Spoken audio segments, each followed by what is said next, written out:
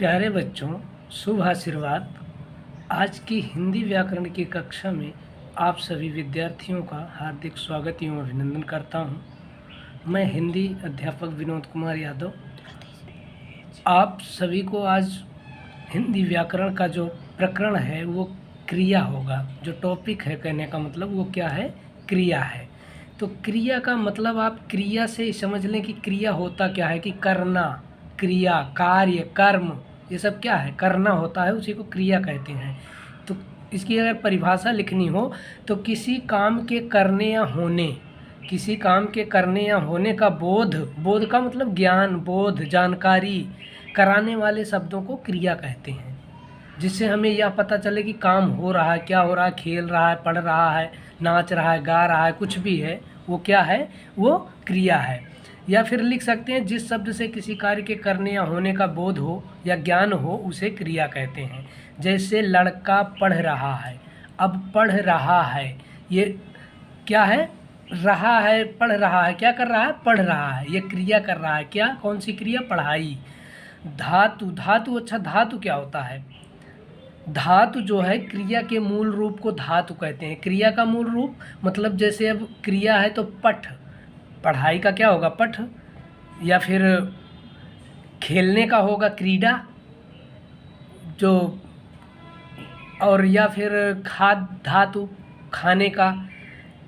तो ये क्या है, धातु है, मतलब जिससे किसी कार्य के करने या होने का बोध होता है उसे तो क्रिया कहते हैं। लेकिन क्रिया के मूल रूप को, क्रिया जहाँ से शुरुआत होती है उसका जो मूल रूप है, जो उसका मेन बिंदु होता है, उसे क्या कहते हैं, धातु कहते हैं। जैसे सुन, पढ़, लिख, बढ़ आदि। अब इसी में बढ़ना, लिखना, पढ़ाना, पढ़ना जो भी कह दिया जाए ये क्या हो जाएंगे, क्रिया हो जाएंगे। लेकिन अगर इनमें जब हम कुछ रहा है, रही है, या करना कुछ भी हो नहीं रहता तो क्या होता है, सिर्फ धातु होता है। क्रिया के भेद, कर्म के आधार पर क्रिया के दो भेद होते हैं। कर्म के आधार पर क्रिया के कितने भेद होते हैं, दो।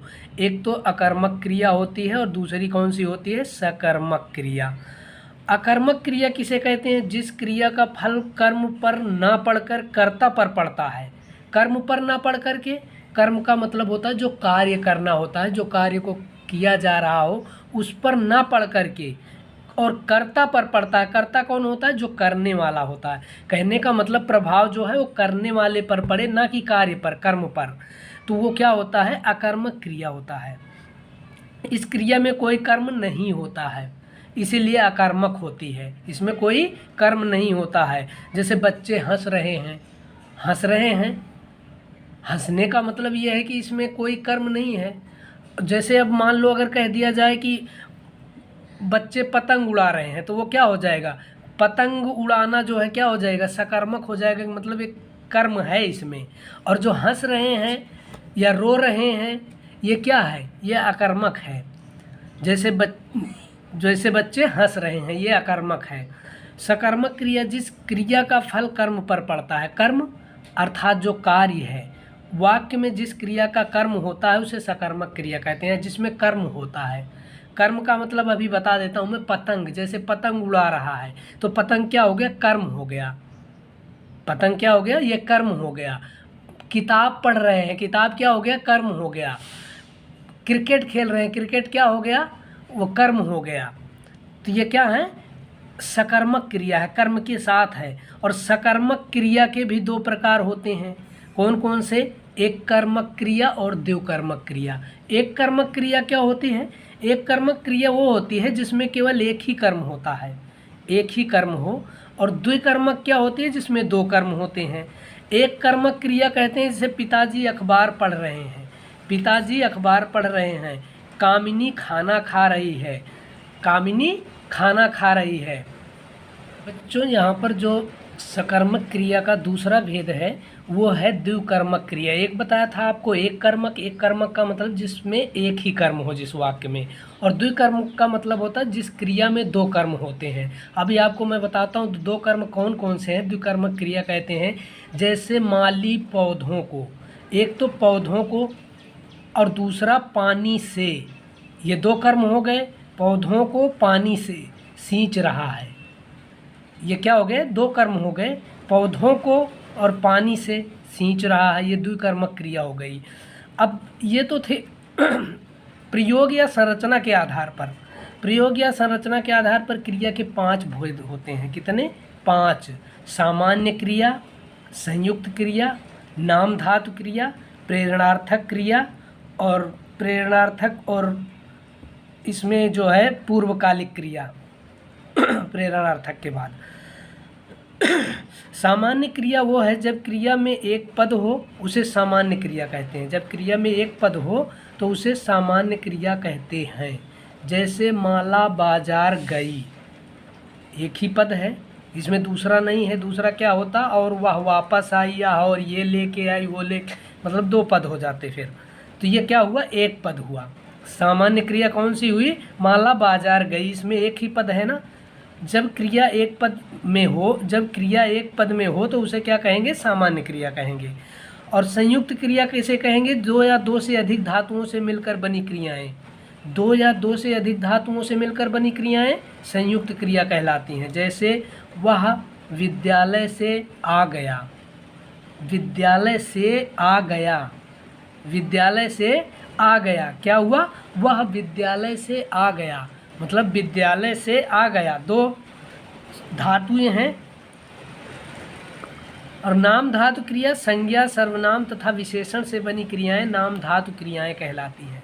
संज्ञा, सर्वनाम तथा विशेषण से बनी क्रियाएं। अब संज्ञा के बारे में पता होगा, सर्वनाम के बारे में पता होगा, विशेषण के बारे में पता होगा, और नहीं पता होगा तो फिर से पढ़ लेना कि किसी स्थान, भाव, वस्तु अथवा मनुष्य के नाम को संज्ञा कहते हैं। और सर्वनाम क्या होता है, संज्ञा के बदले जब जिस शब्द का प्रयोग किया जाता है उसे सर्वनाम कहते हैं। और विशेषण क्या होता है, संज्ञा सर्वनाम की विशेषता जो बताएं उसे विशेषण कहते हैं। तो क्या कहा गया है, संज्ञा, सर्वनाम तथा विशेषण से बनी क्रियाएं नाम धातु क्रियाएं कहलाती हैं। संज्ञा के नाम धातु क्रिया, जैसे मैंने अपनी कमीज रंगवाई, रंगवाई, ये क्या है, संज्ञा से नाम धातु क्रिया है। और सर्वनाम से अपना, अपनाना, जैसे अपनी कमीज रंगना या फिर किसी और पे रंगवाना। और ये अपना, अपनाना, मतलब कोई चीज़ अपना हो या कोई चीज़ अपना लेना। लंगड़ा, लंगड़ाना, लंगड़ा तो क्या होता है कि वो लंगड़ा है, लेकिन ये जो लंगड़ाना है ये क्रिया है ना, कि चल रहा है तभी तो उसको लंगड़ाने का पता चल रहा है। प्रेरणार्थक क्रिया, जब कर्ता स्वयं कार्य न करके किसी अन्य को काम करने के लिए प्रेरित करता है तो उस ऐसे वाक्य में प्रयुक्त क्रिया प्रेरणार्थक क्रिया कहलाती है। जैसे क्या होगा कि माँ धोबी से कपड़े धुलवाती है। माँ धोबी से मतलब खुद नहीं धुलती है, धुलवाती है। या जो है माँ जो है बच्चे को टीचर से पढ़वाती है, मतलब कहने का किसी और से काम करवाना होता है, जो वो प्रेरणार्थक क्रिया होती है। अब प्रेरणार्थक क्रिया के भी 2 भेद होते हैं, प्रथम प्रेरणार्थक और द्वितीय प्रेरणार्थक। प्रथम प्रेरणार्थक, इस क्रिया में क्रिया के साथ या जोड़ दिया जाता है। या जोड़ दिया जाता है कैसे, जैसे पढ़, और या जोड़ा तो पढ़ाया, पढ़ा। पूर्वकालिक क्रिया, जो क्रिया मुख्य क्रिया से पहले होती है उसे पूर्वकालिक क्रिया कहते हैं। जैसे बच्चा रो रो कर सो गया, रो रो कर सो गया। रानी पढ़ कर खेलने गई, मतलब पढ़ कर फिर उसके बाद खेलने गई। ये पूर्वकालिक क्रिया है कि मतलब पहले पढ़ ली फिर उसके बाद खेलने गई। तो आज का यहीं तक जो है क्लास आपकी यहीं पर आज ख़त्म होती है। और जो आपको ना समझ में आया हो तो आप कमेंट कर सकते हैं, और वीडियो अच्छा लगा हो तो सब्सक्राइब करें चैनल को, और बेल आइकन को ज़रूर दबाएं, वीडियो को लाइक करें और दोस्तों के साथ शेयर करें। धन्यवाद।